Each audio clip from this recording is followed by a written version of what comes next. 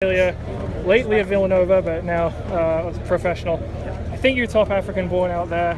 Not African born. How do you feel about the race? Felt great. I mean, obviously, it was a little, it got a little out of hand at the start. Went out way too hard those first two laps.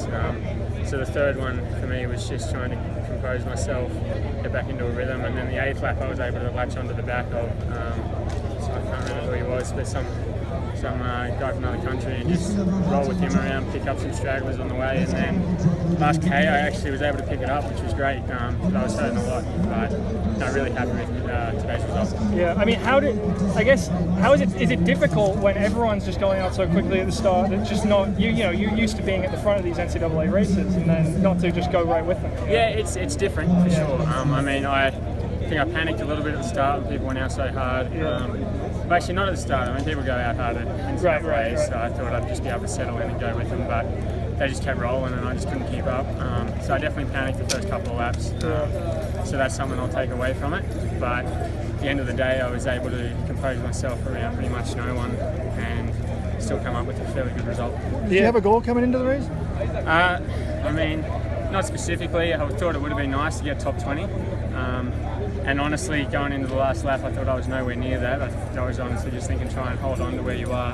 And then coming around that little dip down there, someone, I think it was an American, actually told me I was around 18th or 19th. So that was a really big motivator for me. And from there, I was able to keep pushing and try and snag a few extra places. Yeah, I mean, why do you think a lot of guys struggle in the heat? Joshua Chet, the guy who was leading until the very end, he sort of really broke down. Jeffrey Kamler won again.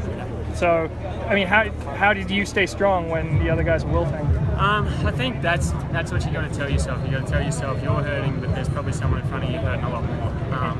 And so that in your head, that just keeps you driving to try and find who that person is. And when you find them, like you can notice, especially on a course like this, it's zigzag so much, you can see people slowing down that are in like reasonable catching distance. So for me, that was all I was thinking that last K, and they would come home. I was trying to catch Kenyan bloke at the end, but just couldn't get him. But no, really happy with my last two laps in particular, how I was able to come home strong. How would you compare your fitness now to NCAA cross country? Not quite where I was there.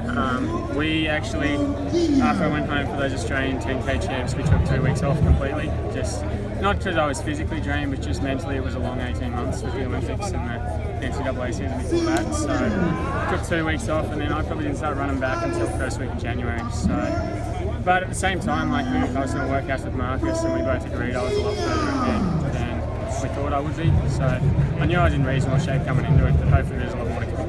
Yeah. So you're still in Philadelphia for now, right? Yeah, still in Philadelphia, training with Marcus.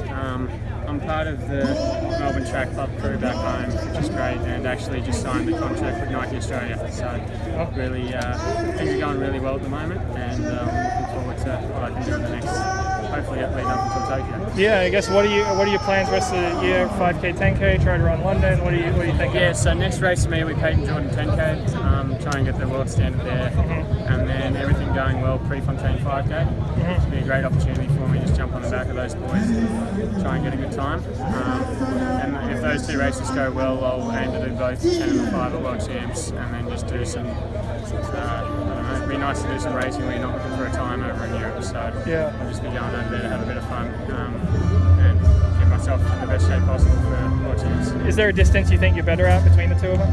I think the 10K I'll be more competitive at on an elite level.